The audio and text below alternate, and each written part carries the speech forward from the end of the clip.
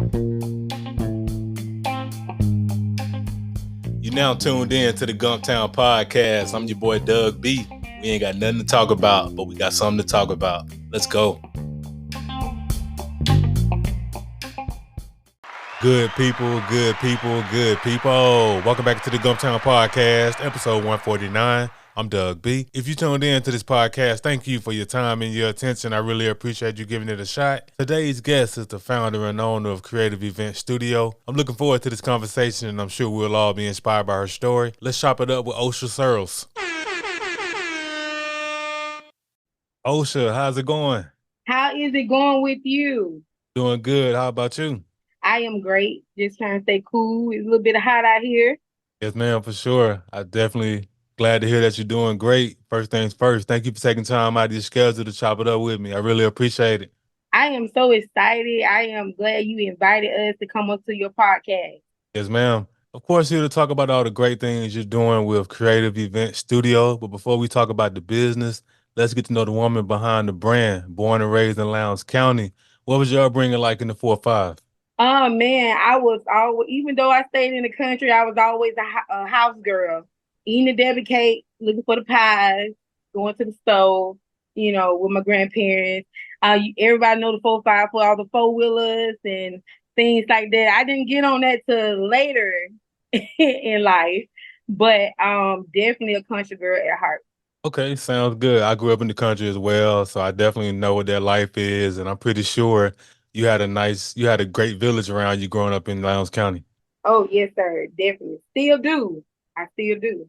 Sure, it takes a village at all levels. When we're children, when we are adults. So definitely appreciate you for highlighting that. Takes a village at all levels. I truly agree with that. Yes, ma'am. So you grew up in Lowndes County, do all your schooling there, I'm assuming. And once you finish up grade school, did you do any college, military, or you went right to work? I actually did on up to 10th grade in Lowndes County, then went to JD Montgomery where I graduated there. Then I went to state, did a few at state, and then completed online college. And then there I jumped right into the workforce. And so I jumped right into the workforce. I was with a financial institution, and then I went to a prison institution, worked there for several years, and then from there I jumped into my own business. Okay, sounds good. Appreciate you for sharing that journey. So let's back up a little bit. So you finish up high school at JD, you come on to attend the Alabama State University. What was that HBCU experience like for you? Look, I went to the school when there wasn't that much parking like it is now, so I had to walk long way, but the experience was great. I did about 2 years there, and I did some hybrid classes there, and then that's when I went on to online at another university. Okay, all good. Sounds good. I mean, the most important thing is you got in there, you got started, and you finished what you started. That's the most important part. That's dope. You Oh, finish up. definitely. Yes, ma'am. So you finish up your degree, you go in, you work in the finance industry, and then you work for the prison system. So what were those two experiences like working in those two industries? Those two professions has taught me a lot about customer service, how to deal with people, how to handle different people from different ethnic groups, backgrounds, um, attitudes, personalities, all of the above, and it really molded me into what I'm doing now. That makes perfect sense because I can only imagine in finance, you're dealing with people's money. In prison, you're dealing with people who made some bad decisions. So, and they're not bad people because of the decisions they made. You know, things happen and people end up in those situations. But I can only, I definitely can see how being in those two industries have prepared you for what you're doing present day. Thank you for sharing that. You're so welcome. Yes, ma'am. So present day, you are the owner, operator of Cr3ative Event Studio. What you got going on over there? Wow, Cr3ative Event Studio. It was something that I did not plan, but it was God's plan for me and for my team. We are located over there, 1401 Federal Drive here in Montgomery. And what we do over there, we are a event planning and design company, and we are a multi-purpose studio. Woo woo! I had to put that in there. But we do everything from event rentals, event decor, event planning, and we also do balloon installations and wood design. So as well, so anything for a client's event, we can do for them. Yes, ma'am. Good stuff. Sounds like y'all got some great stuff going on over there at Creative Event Studio. So, Osha, when did you first discover you had this creative gift? Um, I must say, like honestly, my first love was dance. I always been a creative person. I come from a creative background with my family members. Everybody has some type of skill or talent in the creativeness. But my first love was dance. Anybody who know OSHA know that I love to dance. And so my studio began in introducing a place where arts like that can be able to comfortable at. Because at one point in time I was searching for a place where it was comfortable to do what I was doing, what I was offering at that moment of time as far as dance. And that's when I started that's when I started at that place at my journey of doing it at that studio. But then I also joined along my creative team with me, and we joined on our talents together, and we was like, hey, we done fell into something. Let's let's continue on with this. Let's see what this goes. And we about 3 years, almost 4 years now. So thank God for that. We really thank God for the journey and the people that we have come across thus far, and all of the clients and all of the divine connections we have met along the way that taught us what that allow us to grow in our business at the level that we're at. We are just so thankful, and we're just excited for the new chapter we have that we will be walking to soon. So yes, yes. Okay.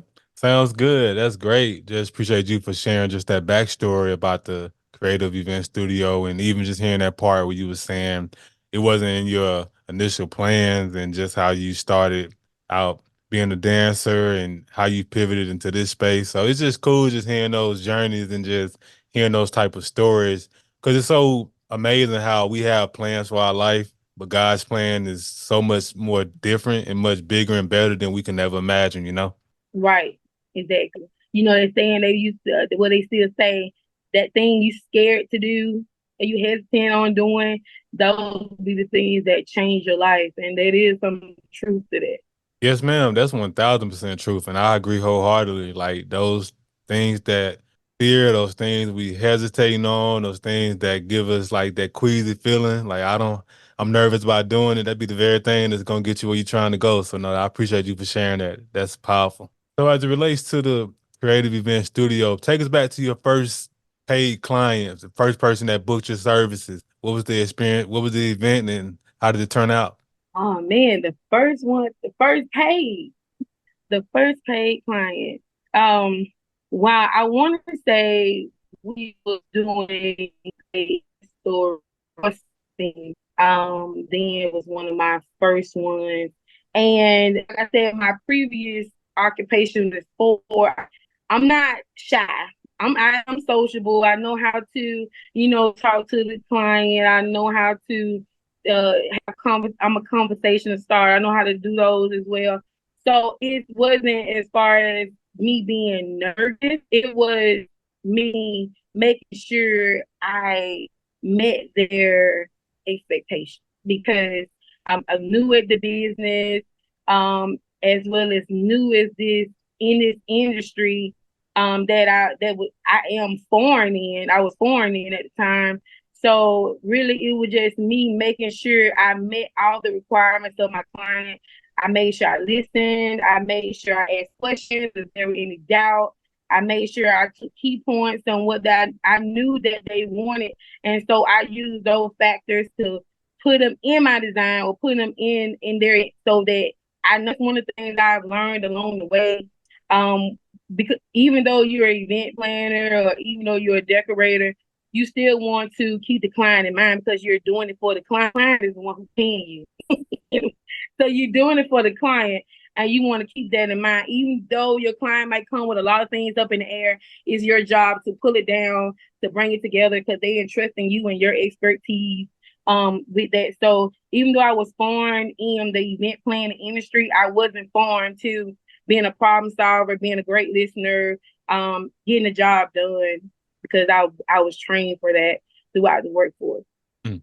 And that's great. And you said something very key just in terms of listening to the client, gaining a full understanding of what they wanted, asking questions, and most importantly, listening. Because at the end of the day, Osha, and I'm pretty sure you know this now since you've been in business, rocking and rolling for some time now, your client's testimonials, that's your billboard. That's how you get more clients, people referring you, people bragging about how good your service was. So that's great that you were able to pick up on that early on. Even though you was foreign to the business, you had enough awareness to realize, hey, let me make sure I'm asking questions and listening. That's powerful stuff. Exactly, exactly. So it sounds like that first event was a success because you listened to what the client had to say and you asked questions and you pulled it off. That's what it sounds like to me. Yeah. And then the second part was, oh, I got to put the pictures out there. You get the you get the okay. I'm new to posting. I don't, post as much because you're new in the business. You at first you be worried about the feedback, and is it gonna be something that other people would like? Would they book you for? It's a lot of things that run through your mind, even not even just in this industry, but any industry. If you're doing anything in customer service or providing some type of service or product, and this is you're in the beginning of your journey, and this is the first time you ever done it, you're gonna be like, okay, you're gonna have those wonderings and doubts, but as soon as you get over that, then it gets much easier. And I often tell people that I come and encounter with is that you ain't gonna be everybody's cup of tea. Because some people like it strong, some people like it light, some people like it black. But your people, you're gonna attract your people, and that's why it's so much easier to find out who you trying to attract, who's your audience, and depending on what service and stuff you want to. So with me and the business, we are a multi-purpose studio. Obviously, we have many targets that we service to, but not try that we service to. And so yeah, so that's was my thing. When I go over them 1 or 2 times posting some events, and I wasn't a big editor, you know. I didn't know all of the features and things like that. It took me multiple times to just be pressing buttons with my eyes closed, trying to see. Sometimes I used to just press the button to see what that looked like. Let me see what this looked like. Let me see what they look like. Until I became familiar with whatever software I was using or whether I was using the features on my iPhone and things like that. So once you get over the start, you can tweak it, you do whatever you do, be focused however many times you need to until you get right until it fits you. Yes, ma'am. Absolutely. That's spot on. Everything that you were just talking about, just in terms of taking the time to learn the software, learn how to post, learn how to edit. And even that part where you was talking about people, everyone not being your cup of tea. And that's a great mindset to have because unfortunately, I believe there are a lot of people who are afraid to start anything, OSHA, because they don't know who they're going to appeal to. But the thing is, just start. And the people that fool with you, they're going to come along. And people that don't, they won't. And if they have something negative to say, so Right, what? Keep doing what you got to do. You know what I'm saying? right. So They gonna talk. Look. They gonna talk about you when you're not doing that either. So you might as well. exactly. That's my exact mindset. I'm on the same for real. I'm on the same type of time because it's so easy to get caught up in, oh, I don't want to get started, or I don't want to put this post out here because somebody might say something negative about it. Okay, I mean, look at some of the biggest brands out there in the world, and go look at some of their posts. They get dragged through the mud, but they still show up. They still post. So, hey, that's great that you had that self awareness and that courage to sit down and learn and figure it out and just go through the steps to do what you have to do. And I really just think it's just a testament to just courage and just being willing to stick your neck out there. And hey, if people like it, cool. If they don't, and they're offering some constructive criticism, I'll tweak it and get better. But most of the time, people that's talking stuff about you, they've never even started anything from scratch, you know? Exactly. that's why it's just best to create your own lane. You stay low key, you mind your business, and you handle your business. And as long as you stay focused on that, and for me, that stuff have me so busy. I can't pay attention to anybody else with anything going on outside of my lane. But that's what I try to do. I try to be better than what I was the last event or the previous event. I try to create something, whether in wood shop with my team or something that will be able to elevate us, elevate our look and get a more aesthetic look and reach our goals. So we always trying to elevate ourselves and stuff like that. But it ain't just stepping out there. It's having faith. It's having faith in God that He will provide, especially entrepreneur as myself. There's no B, there's no C, there's no D. You have to, if you don't get out there, you don't eat. Mm. So, and that's the type of mindset I have as well. And so No, and that's that's what amazing. we're You just doing. you just said something very key there. If you don't get out there and work, you don't eat. So that tells me that you a full-time entrepreneur these days. Yes. Okay, so let's talk about that, OSHA. So that decision to walk out of the league of the 9 to 5 world to come into full-time entrepreneurship, what ultimately led to that decision to make that move? Um, my breaking point was COVID. COVID. Mm, The schools were shut down, daycare shut down. I am a mom, and during that time, no one was open. I was working in the prison system. We're 24 hours. We were essential. The prison system, they have to be running. 24 hours. So, but things like childcare was not. So I had to make the decision to let go, let God. And that's what I've done. That's what I am still doing. It's a daily choice. Even as a full time entrepreneur, there is battles. I wouldn't say battles. There is times where you face obstacles, where you face and things like that, but you have to push through it, persevere, stay prayed up, all of the above, you know. So yeah, so that's how I ended up getting out there. It was because of the economic situation that was going on at the time. mm. I appreciate you for sharing that and definitely salute to you for making that move, that courageous move to leave the 9 to 5 umbrella and become a full-time entrepreneur.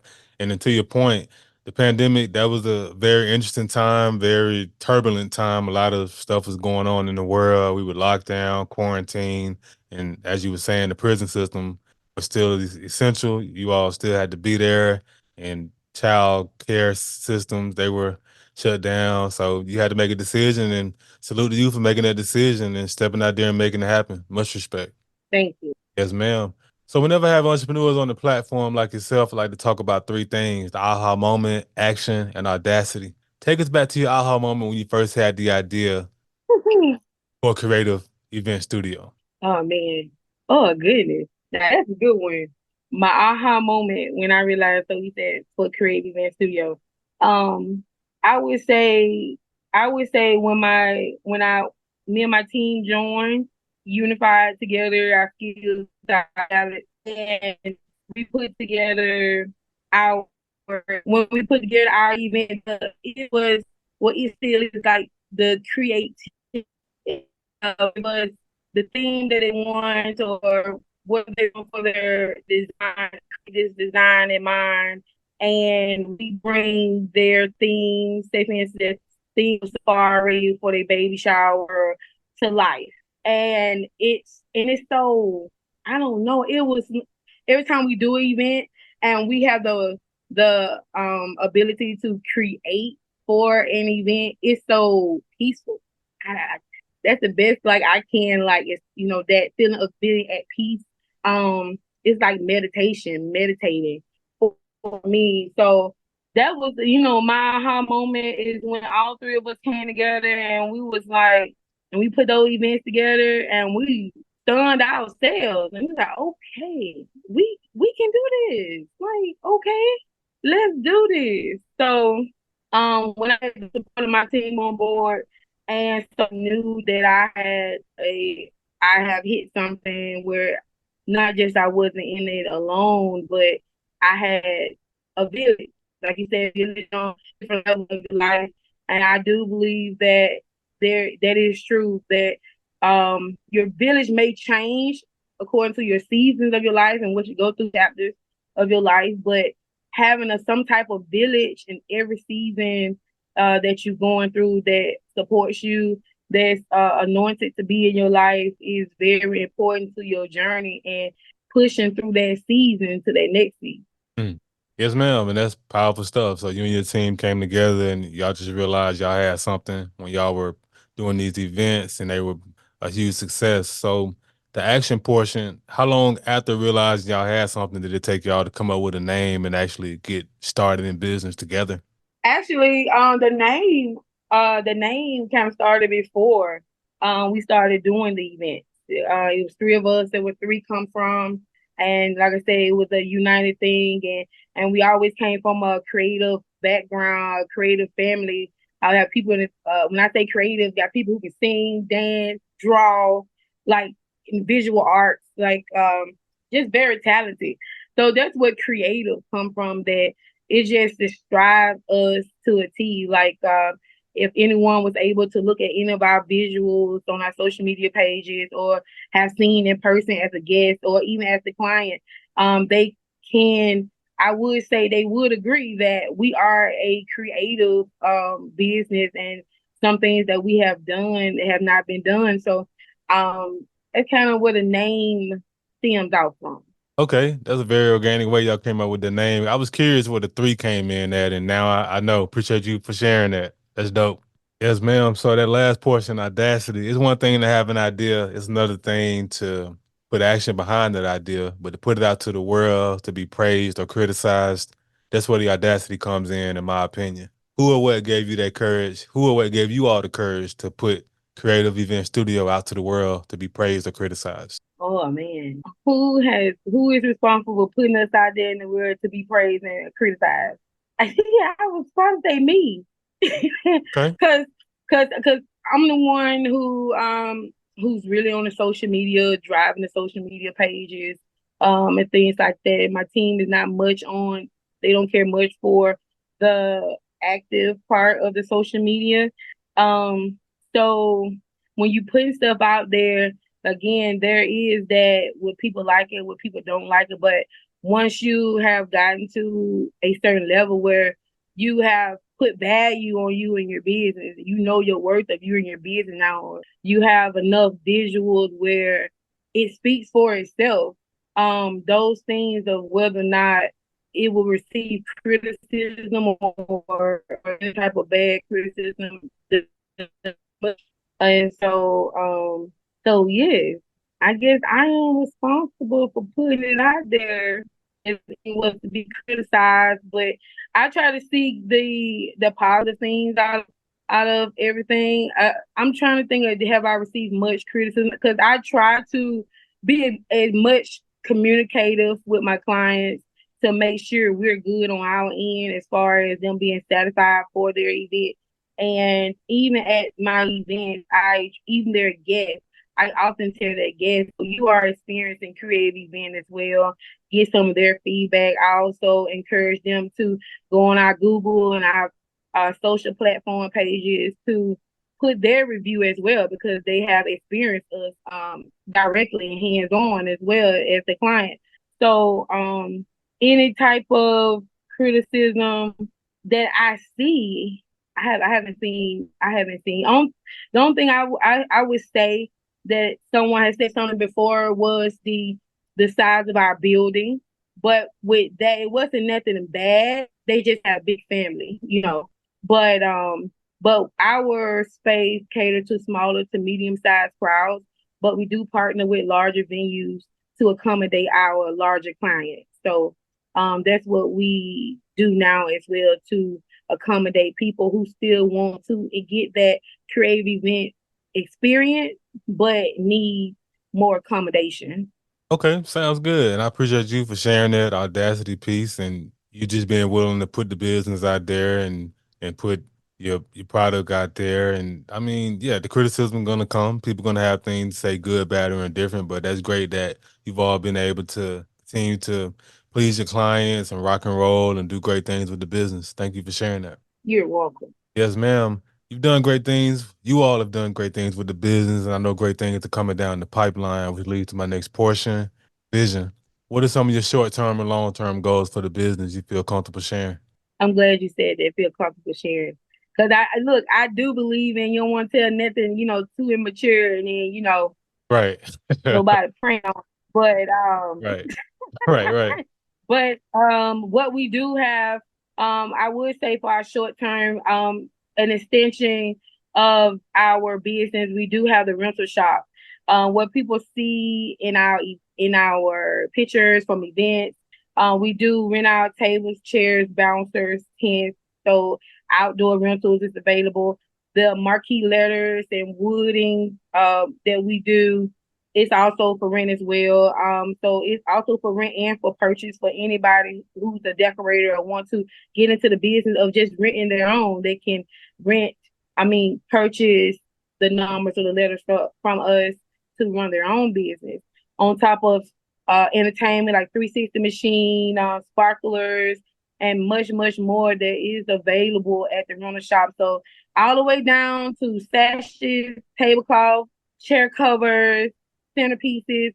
We do have selectable items that is available for someone who is a an event planner or a decorator or maybe just a do it yourself for your family. And you all just like to host a lot of parties, events, and you just need something that's local. You don't have to purchase because most of the time you purchase things from stores. You got to have a way to store those things. So we are their shortcut if anybody wants to rent out a few items that they might not have. So all the way up to throne chair specialty seating. So anything for event you want to rent, if we don't have it, we have vendors who we can also get access to those things as well. So as far as the short term is adding more items, equipment to our inventory to expand our rental shop even more, and also it being run out of a separate building. So that's for that. Long term, you would just have to see what God has in store. Okay, much respect, and I appreciate you for sharing the short-term goals. Sounds like you all want to do some expansion, and I have no doubt you all will continue to expand and do great things. Yes, sir. Yes, sir. Yes, ma'am. As we wrap up the podcast, Osha, I want to ask $1 million question. I started this podcast to highlight the greatness connected to the city of Montgomery, whether you were born here or lived here for a significant period of your life. You being here, living here, operating and doing business here. I want to ask you, what do you appreciate the most about the Gump? I appreciate the most of the people who support me in the business near and far. The people who always give compliments, the people who always let me know, girl, keep going, girl, you're doing a great job, girl, I see things like that. Those things help me to keep going because even as an entrepreneur, you be wondering what you're doing. Is it enough? Is it worth you doing or is it worth you keep doing it until I run into those people that's of God's heart, those people who are kind, who are sweet, who are understanding. And I often pray for my people, the people who I do business with, let them be my people. And as long as they're my people, everything's good. Mm. Sounds good. That's some powerful stuff. Appreciate you for sharing that. Hey, Osha, how can the people connect with you? What are your social media handles and website? Yes, you all can check us out at on the website www.creativeeventstudio.com. You can also check up our social media platforms, Creative Event Studio, TikTok, YouTube, Facebook, Instagram. You can make sure you subscribe to all of our channels so you can keep update.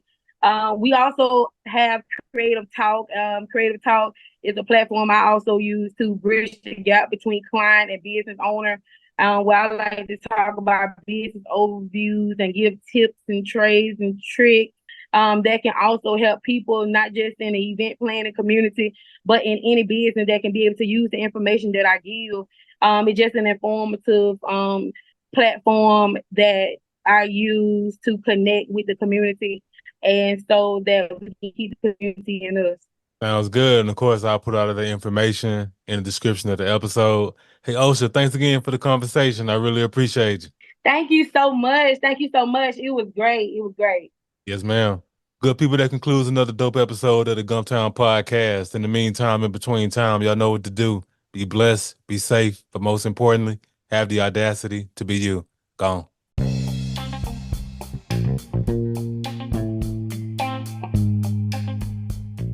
Thanks again for tuning in. I appreciate your time and your attention. Until next time.